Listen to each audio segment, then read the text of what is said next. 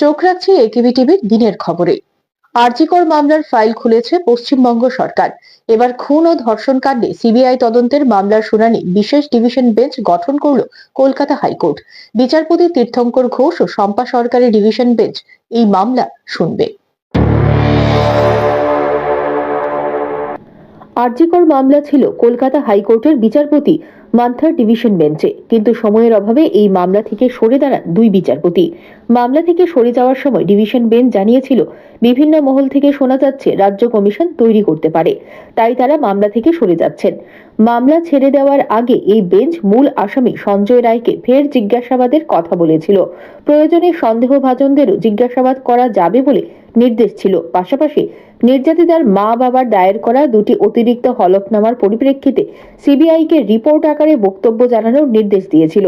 সেই রিপোর্ট পেশের পরই মামলা থেকে সরে যান বিচারপতি মান্থার ডিভিশন বেঞ্চ। বিচারপতি মান্থার ডিভিশন বেঞ্চ মামলা ছাড়ার পর নিয়ম অনুযায়ী সেই মামলা ছিল প্রধান বিচারপতি সুজয় পালের কাছে। তিনি এবার মামলার শুনানিতে নতুন বেঞ্চ তৈরি করেছেন। এখন এই মামলা শুনবেন বিচারপতি তীর্থঙ্কর ঘোষ ও শম্পা সরকারের division bench. Bureau report, AKB TV. চোখ রাখুন একেবি টিভির আরো খবরে, সঙ্গে থাকুন।